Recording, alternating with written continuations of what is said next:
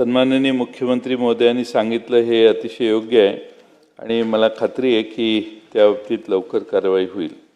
अध्यक्ष महोदय, या लक्षवेधीमध्ये मुंबई नाशिकचाही उल्लेख आहे, मुंबई आग्रा महामार्गावरच्या ॲक्सिडेंटचा आहे आणि मुंबई पुणे द्रुतगती मार्गावरच्या ॲक्सिडेंटचा आहे। अध्यक्ष महोदय, विकासाबरोबर नवे प्रश्न तयार होतात, तसा हा आता आपल्यासमोर नवा प्रश्न तयार झालेला आहे। महामार्ग अतिशय झपाट्याने आपण सगळीकडे करतोय, रस्त्यांच्या रुंदी होत आहेत, पण त्याचबरोबर तेवढं ट्रॅफिक देखील वाढतंय। त्यामुळे माझी सरकारला माननीय मुख्यमंत्री महोदयांना विनंती आहे की एखादं हेलिकॉप्टर ठेवावं जे अचानकपणाने एकदा सगळे 38 तास पुणे मुंबई महामार्ग जॅम होता किंवा भिवंडीकडे जाणारा रस्ता तर कायम जॅम असतो। प्रतापराव तिकडे भिवंडीकडे बघतही नाहीत, त्यामुळे कारण तिकडे जाणंच शक्य नाही कुठल्याही व्यक्तीला, कारण 2-2, 3-3 तास अगदी आपल्या समृद्धी महामार्गावरून आलेला माणूस तिथं थांबतो। आता नवीन रस्ता होतोय, त्यातनं मार्ग निघेल, पण सांगण्याचा मुद्दा हा की असे क्रायसिस तयार ज्यावेळी होतात त्यावेळी आपली यंत्रणा तिथं पोहोचू शकत नाही, पोलिसांच्या गाड्याही तिथं जाऊ शकत नाहीत कारण सगळं जॅम असतं।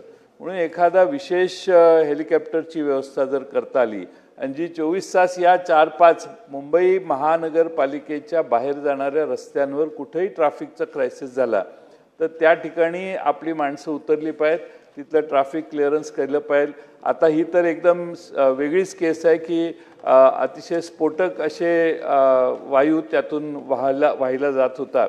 त्यामुळं अशा सगळ्या गोष्टींच्यावर आपलं सरकार तिथं म्हणजे पोलीस यंत्रणा तिथं पोचणं अत्यंत आवश्यक आहे। त्यामुळे अशी विशेष व्यवस्था माननीय मुख्यमंत्री महोदयांनी लक्ष घालून जर केली तर कुठल्याही नागरिकाला माहिती पाहिजे की आले, काही अडचण नाही, 15-20 मिनिटात काही ना काही कळेल। आणि लोकांना कळवण्यासाठी लोकांना कळतच नाही, एकमेकाला फोन करत बसतात, मग रॉंग साईडने पुढे जातात।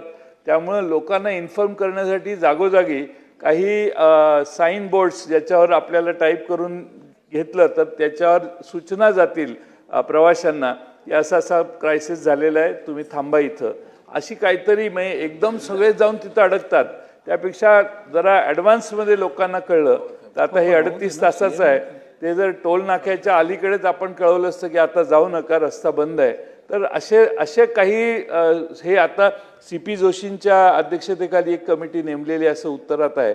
माझं म्हणणं, माननीय मुख्यमंत्री महोदयांनी पुढाकार घेऊन महाराष्ट्राचे जे या रस्त्यांवर काम करणारे प्रमुख अधिकारी आहेत त्यांना घेऊनच आपलं सोल्युशन आपणच काढायचं। सोल्युशन केंद्राकडून सोल्युशन येईपर्यंत ते कमिटीचं काम किती वर्ष चालेल माहीत नाही। त्यामुळे तात्काळ काही उपाययोजना योजण्यासाठी एक आपण समिती नेमावी आणि हेलिकॉप्टरची सूचना विचारात घ्यावी अशी माझी विनंती आहे।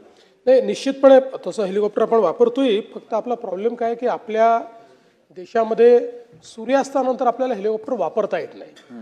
हा आपल्या देशातला एक मेजर प्रॉब्लेम आहे की आपल्याकडे आपण नाईट फ्लाइंग अलाउ केलेलं नाही आणि म्हणून त्याचे कन्स्टेंट आहेत। पण अदरवाईज आपल्याकडे हेलिकॉप्टर उपलब्ध आहे, आपल्याला ते लगेच म्हणजे करता येतं, त्याची हे करता येते। दुसरं जे आपण सांगितलं ते महत्त्वाचं आहे की आता आपण मुंबई पुणे एक्सप्रेसवेवर इंटेलिजंट ट्रॅफिक मॅनेजमेंट सिस्टीम लावलेली आहे, ती कार्यरत देखील आहे। तेव्हा आता या ITMSचा उपयोग करून आपल्याला लोकांना इन्फॉर्मेशन फास्ट डिसिमिनेट कशी करता येईल आणि आपल्याला ट्रॅफिक सॅग्रिगेशन करणं शक्य आहे, ट्रॅफिक थांबवणं शक्य आहे, ट्रॅफिक डायव्हर्शन इथे देखील ते केलं। पण माझं स्वतःचं देखील मत आहे की उशिरा केलं आपण, ते जेवढ्या घाईने करणं आवश्यक होतं तेवढ्या घाईने केलं नाही आणि याला अल्टरनेट रूटही कंजेस्टेड आहे। म्हणजे समजा मुंबई पुण्याला आता काढला आपण अल्टरनेट रूट, पण तो इतका फिरून आहे आणि तो इतका कंजेस्टेड आहे की त्याच्यावरनं पूर्ण ट्रॅफिक याच्यावरचं जाऊ शकत नाही। तथापि या सूचना दिल्या जातील की अशा परिस्थितीमध्ये ITMSचा उपयोग करून अगदी इंडिव्हिज्युअल व्यक्तीलाही कसा SMS जाऊ शकेल अशा प्रकारचं त्या ठिकाणी इन्फ्रास्ट्रक्चर तयार करण्याचे आदेश हे देण्यात येतील।